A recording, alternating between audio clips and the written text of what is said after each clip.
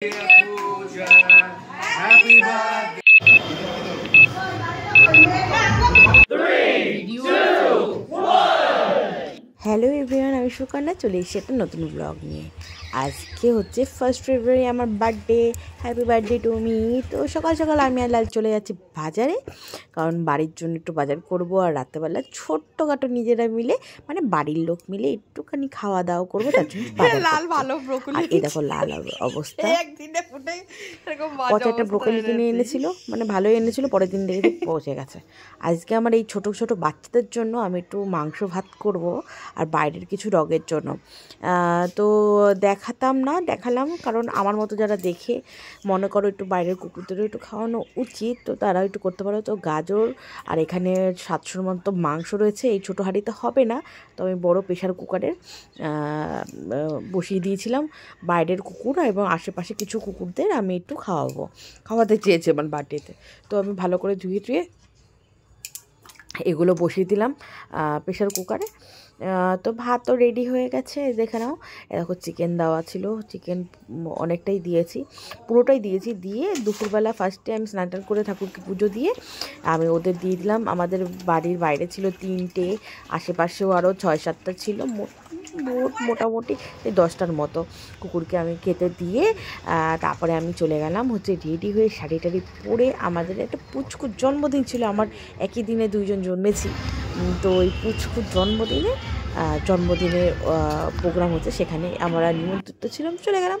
এরকম পুচকুকে কত সুন্দর থালা বেড়ে খেতে দিয়েছে, খেতে তো পারে না, আর ওর 1 বছরের বার্থডে ছিল। এই দেখো পুচকু কি সুন্দর লাগছে বলো। তো এরপরে দেখো ওর বার্থডে কেকটাও খুব সুন্দর ছিল দেখতে। তো ওর নামটা আমি ঠিক জানি না, বলতে পারছি না। তারপরে আমরা বসে পড়লাম খেতে, তখন বাজে 3টে।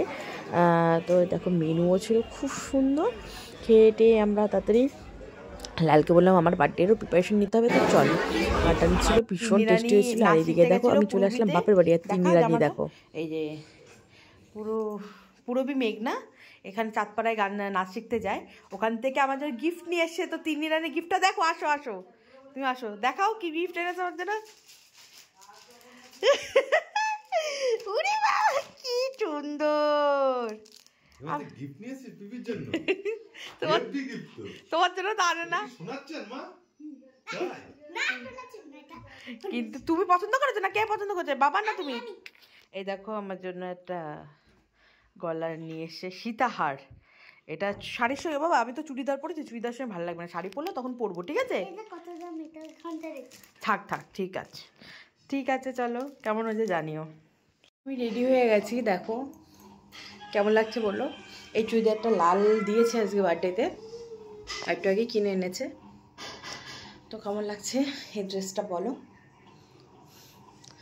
ছোটোখাটো অ্যারেঞ্জমেন্ট কোনো কিছুই না তেমন, শুধু বাড়ির লোকেই, মানে আমার মার বাড়ি, শ্বশুর বাড়ির থেকে তো বাবা আছে, বাবা দুপুরবেলা সব কিছু বাবার বাড়ি দিয়ে এসছি। আর মার বাড়িতে ছোটোখাটো একটা অ্যারেঞ্জমেন্ট, লাল কেক এনেছে, বৌদি সব রান্না টান্না করছে, নিজেরা একটু খাওয়া দাওয়া করবো, একটু কেক কাটিং করবো। তো কেমন লাগছে আমাকে জানিও। এইদিকে বিজুরানি এসে সারপ্রাইজ দিল। বিজুরানি আর আবিদা এসেছিল, তো সবাই মিলে থাকতে, আর মা বাবা দাদা বৌদি আর তিন্নিরানি আর আমার লাল, তো সবাই মিলেছিলাম। তো কেক কাটিং করলাম। ও প্রীতম ভাইও ছিল, সেটা আমি ভুলে গেছিলাম।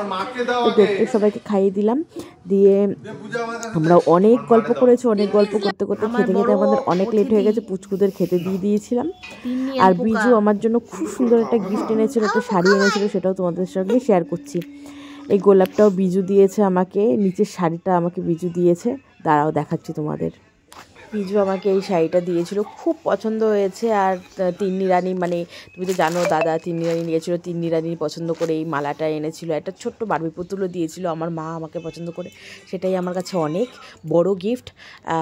লাল আমাকে চুড়িদার দিয়েছিল, এটা স্মার্ট ওয়াচ অর্ডার দিয়েছে, এখনও আসেনি। এই ফুলটাও বিজু দিয়েছে, আর মা আমাকে টাকা দিয়েছে যে জন্মদিনে, তো যেটা পছন্দ সেটা কিনে নিস। বার্থডে ব্লগটা এইটুকুই। ভালো লাগলে লাইক কমেন্ট করতে ভুলো না। সবাই এইভাবে পাশে থেকো, টাটা।